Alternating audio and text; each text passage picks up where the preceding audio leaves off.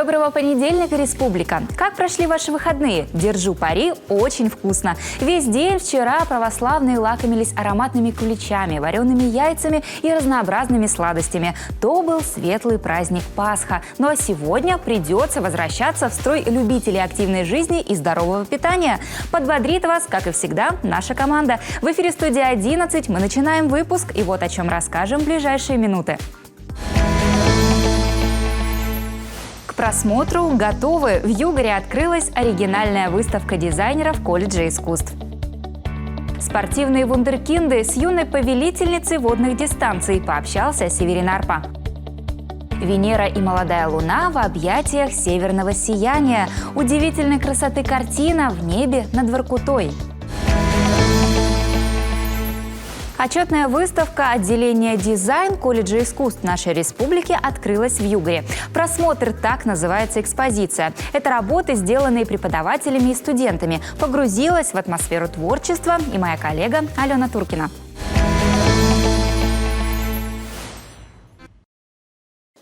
Просмотр – понятие, знакомое каждому студенту-творцу. В конце семестра, как бы подводя итоги, ребята оценивают наработанный материал. В творческом беспорядке он редко оказывается аккуратно сложенным, например, в специальную папку, куда реалистичнее. Вариант, что плакаты, картины или другие работы разложены вообще везде. На полу и стенах ими заняты подоконники, стулья и столы. Вот и в залах Центра культурных инициатив «Югор» решили воссоздать эту уникальную атмосферу. По сути, выставка «Просмотр» – это ретроспектива художественной жизни отделения «Дизайн» колледжа искусств нашей республики. В этом году ему исполняется 80 лет. Первый зал рассказывает и погружает нас в атмосферу прошлых лет, рассказывает об истории отделения. А второй зал – это уже как раз-таки вот тот самый предпросмотр, тот самый творческий бардак, который каждый студент испытывает трепет перед просмотром и слегка волнуется. Вот эта вот легкость, волнение и объем работ весь за почти 48 лет отделения вы можете увидеть в большом зале. По словам организаторов, им хотелось создать такую атмосферу, чтобы каждый зритель мог почувствовать себя и студентом, и преподавателем. Поэтому здесь можно увидеть и оценить не только работы, как говорится, полностью законченные, но и наброски, макеты, зарисовки, расставленные в пространстве, которые намекают, что в любой работе важен не только итоговый результат, но и сам процесс создания, по которому можно отследить профессиональный рост исполнителя. Это не просто работы разных лет, это работы, по которым можно отследить, как менялось отделение, потому что менялась специальность, которая преподавалась, менялись преподаватели, подходы, стили, новые предметы появлялись. И как раз вот выставка отражает именно многосторонность и многогранность развития отделения. Живописными полотнами соседствуют цифровые, но даже современные произведения строятся на твердой основе академического знания. В ее студентов уже много лет закладывают педагоги колледжа. Эти яркие портреты выполнены в декоративной манере. Работы юной художницы Дарьи Гринюк на выставку попали из фондов учебного заведения. Если это домашние работы, то я пишу друзей, знакомых, родственников, себя. Ну или модели, которые приглашают позировать. Это гуашь.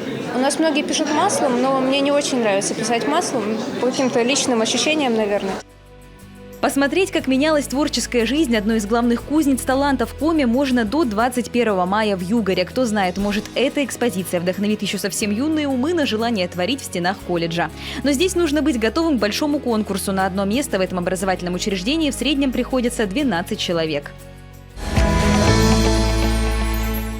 В 7 городах России прошли чемпионаты и первенства федеральных округов России, а также квалификационные соревнования по плаванию на разные дистанции. Наша сборная из 50 пловцов отстаивала честь республики в Калининграде. Среди них была Владислава Ластовская. Наша юная звездочка завоевала несколько медалей разного достоинства и выполнила норматив мастера спорта. Владислава тренируется под руководством тренера Владимира Котлова. Она регулярно устанавливает рекорды в спортшколе по своему возрасту, а также сейчас побила абсолютные рекорды школы на дистанциях 1500 метров вольным стилем и 400 метров комплексное плавание. С юным дарованием пообщался мой коллега Северин Арпа. Владислава, знаем, что ты вернулась с крупных соревнований в Калининграде. Расскажи, пожалуйста, как они проходили, в каких дисциплинах ты представляла нашу республику? Я представляла нашу республику на различных дистанциях, таких как 400 метров комплексное плавание, 1500 метров вольный стиль, 200 бат, 200 спина и еще многие другие, это лишь некоторые. Скажи, пожалуйста, медали какого достоинства и сколько тебе удалось там завоевать? Мне удалось завоевать 5 медалей, 2 из которых я завоевала в чемпионате. Серебряную медаль на 1500 метров вольным стилем я серебряную завоевала. И бронзовую в эстафете 4 по 100 вольный стиль. Остальные, первое место я на 1500 метров вольным стилем завоевала золотом. И 2 вторых на 400 метров комплексное плавание и 200 метров баттерфляем. Ты ездила в составе сборной Республики Коми. Как у вас там внутри команды настроение, как отношения? Поддерживаете ли друг друга, переживаете друг за друга? Каждым заплывом мы поддерживаем друг друга, говорим слова поддержки. И каждый за друг друга переживает. Вот. Есть у пловцов какие-то приметы, скажи? Ну, приметы никто не рассказывает, есть у каждого, да, свои ритуалы. Ну вот ты у кого-то, может, видела, посмотрела? Ну, честно, как бы я обращала на это внимание, но не буду рассказывать. Ну что ж, сохраним это в тайне. Скажи, пожалуйста, дальше, вот сейчас, какие у тебя ожидают соревнования, когда следующий выезд? На кону стоит чемпионат России, который пройдет через несколько дней в городе Казань. И туда попали 50 лучших спортсменов со всей страны, то есть абсолютный возраст. И я попала в это число. Я буду представлять Республику Коми на этих соревнованиях. Надеюсь, что выступлю достойно. Владислава, знаем, что ты какое-то время занималась теннисом и даже ходила большим теннисом, даже входила в сборную страны. Это правда? Да, конечно, это правда. Я вошла в сборную России до 13 лет в 2020 году и держалась там почти год. Хорошие результаты показывала? Да, я очень хорошо выступала на различных соревнованиях, всероссийских и республиканских. Показывала свои лучшие результаты. А как так получилось, что ты перешла плавать? Вообще плаванием я занимаюсь с 4 лет, и я сначала совмещала, потом я решила сделать больше упор все-таки на плавание и не ошибилась, сделала мастера спорта. Вот. Ну да, мы знаем, что ты нормативы выполнила, да, теперь осталось только получить подтверждающие документы. Мы тебя с этим поздравляем, молодец. Спасибо большое. Чем тебе нравится плавание, вот в целом для тебя? Не устаешь ли ты после тренировок и думаешь, все, не хочу больше? Ну, я устаю после тренировок, потому что я на каждой выкладываюсь тренировки. Это очень тяжело, но потом все равно в какой-то момент это принесет свои плоды. Пока я покажу, всегда думаю, что я покажу свой лучший результат. И так и оказывается. И всегда прихожу на тренировку с хорошим настроением, зная, что все у меня получится. Есть вот такие, у лыжников есть свои понятия про снег. Кто-то приезжает, они в разные регионы, они говорят, вот тут такой снег, тут получше, тут менее скользкий. У вас, у пловцов, про воду есть какие-то такие тоже мнения? Да, у нас есть такие понятия. Например, если мы уже привыкли к какой-то определенной воде, приезжаем в другой город, уже она кажется немножко другой. Она может быть легкой или тяжелой. То есть у нас тоже есть такие понятия.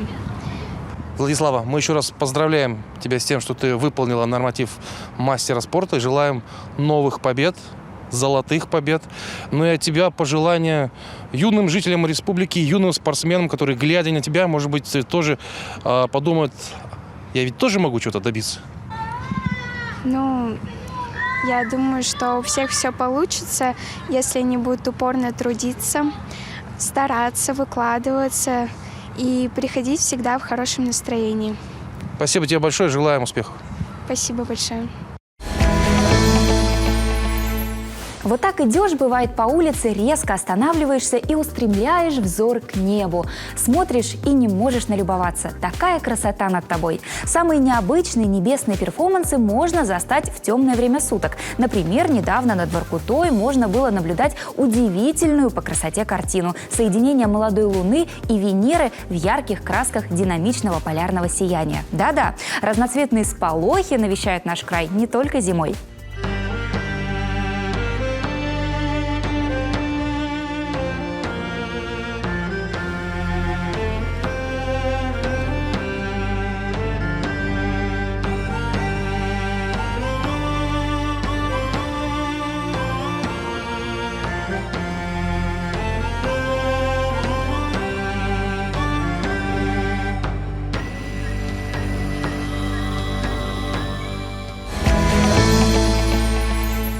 Мы подошли к середине нашего выпуска. Студия 11 берет небольшую паузу. Не переключайтесь, впереди еще много интересного.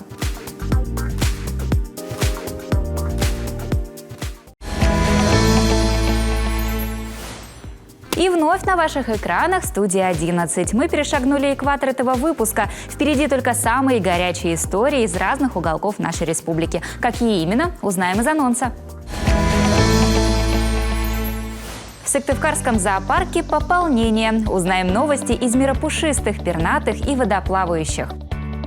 Классический, лимфодренажный, антицеллюлитный. Разбираемся в разновидностях массажа и их пользе для тела. Как стать миллионером, узнали в Москве школьники из Коми. Зима в Сыктывкарском зоопарке закончилась приятным пополнением. На станции юнатов на свет появились 2 козочки и 3 барашка. Познакомиться с пушистыми малышами, а заодно узнать, как животные перенесли зиму, смогла моя коллега Арина Попова. Здравствуйте, Ирина. Расскажите, пожалуйста, как животные перенесли эту зиму и как встретили пришедшую весну? Перезимовали все животные хорошо. Весну они встречают тоже хорошо. Сейчас в основном пошла линька животных. Конечно, за всю зиму они чуть-чуть потеряли свой жировой запас, поэтому, можно сказать, они чуть-чуть похудели. Но в основном все идет по плану. У нас в этом году пополнение овец и коз. У овцы родилось у нас 3 ягненка. Все они родились барашками. Девочек у нас в этом году очень мало родилось. Родилось также 2 козленка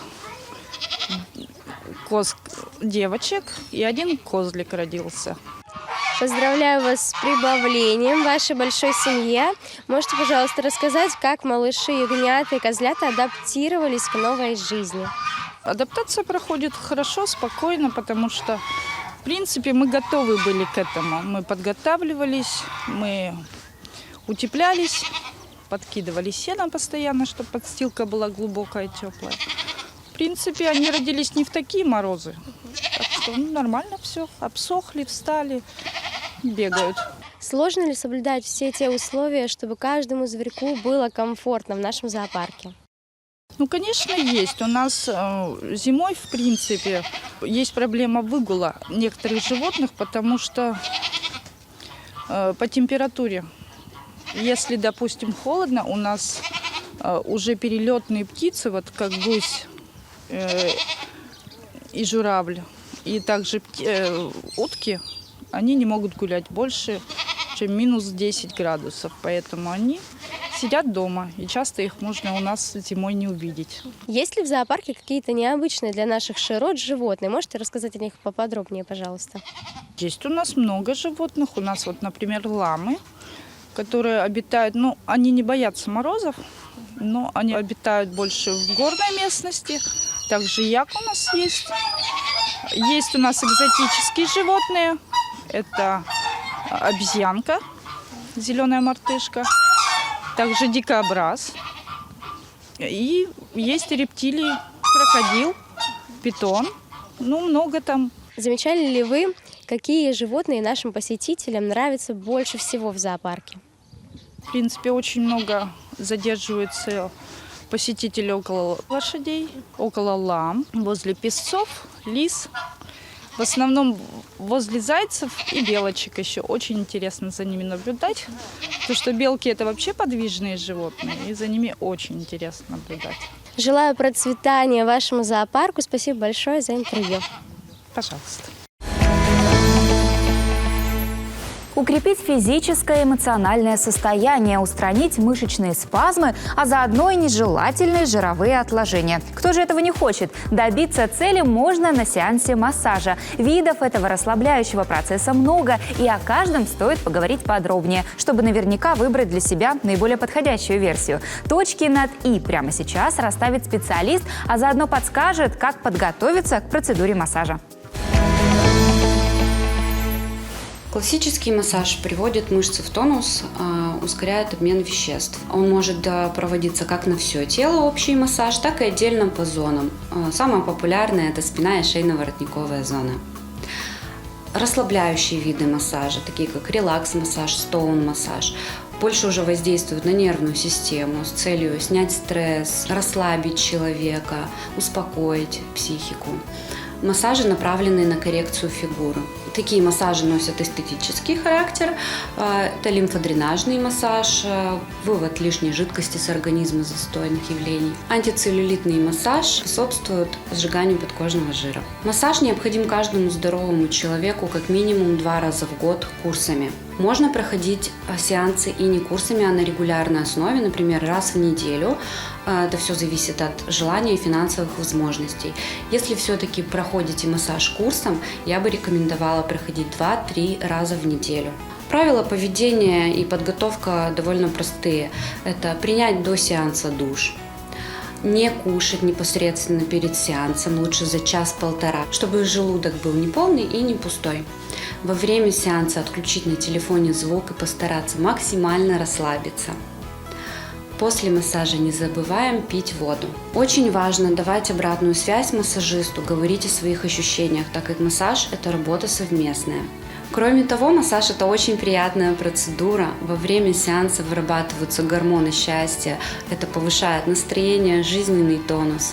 Во время уходовых домашних процедур вы можете делать легкий самомассаж лица по массажным линиям, так как все средства у нас уходовые наносятся именно по этим линиям.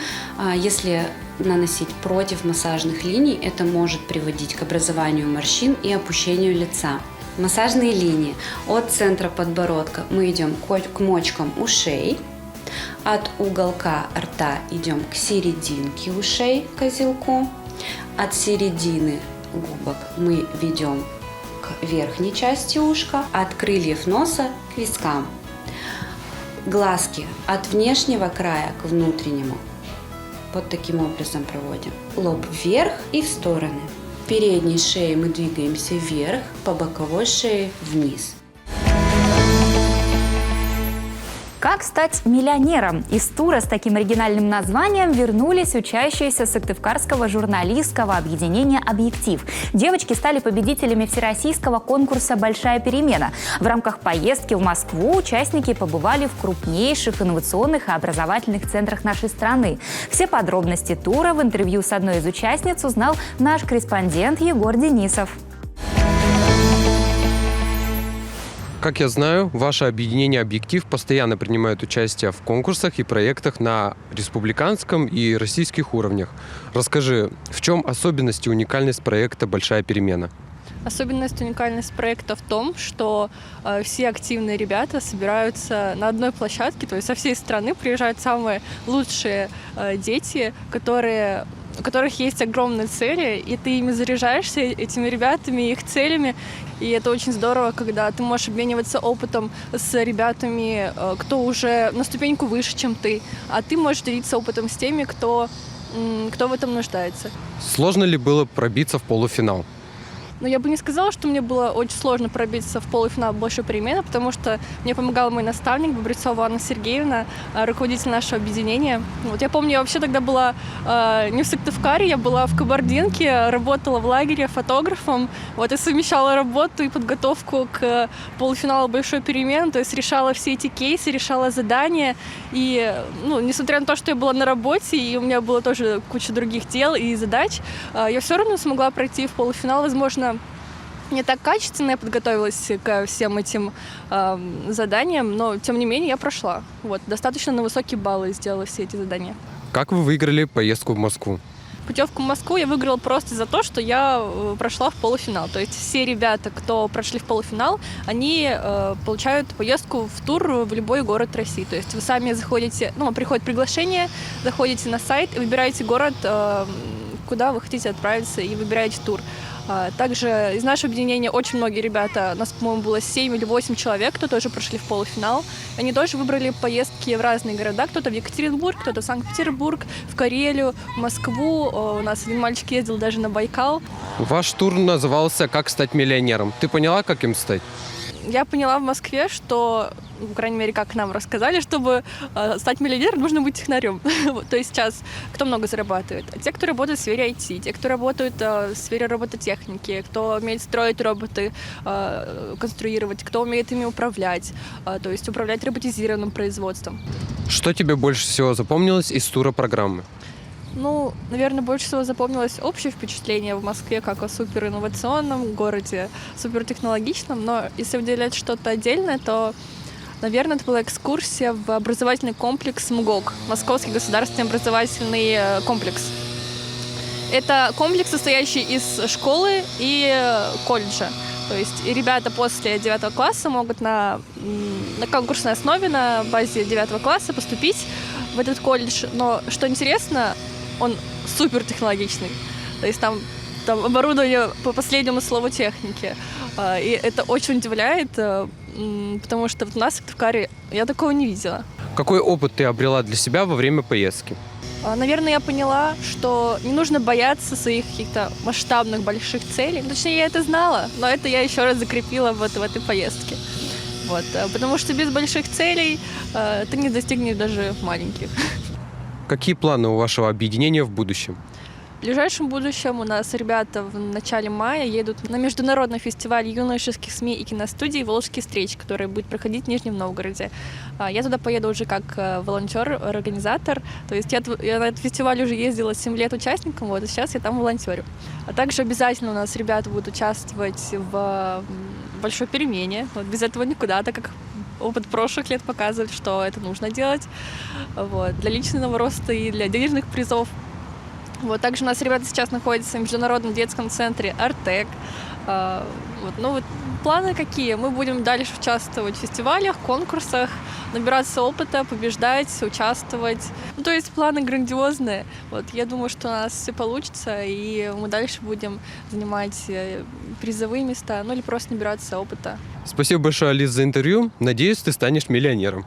Я тоже желаю вам всем больших успехов, больших денег и всего самого наилучшего. И это все на сегодня. Студия 11 вернется на ваши экраны уже завтра. Не пропустите свежую порцию интересных новостей от нашей команды. До встречи, Республика!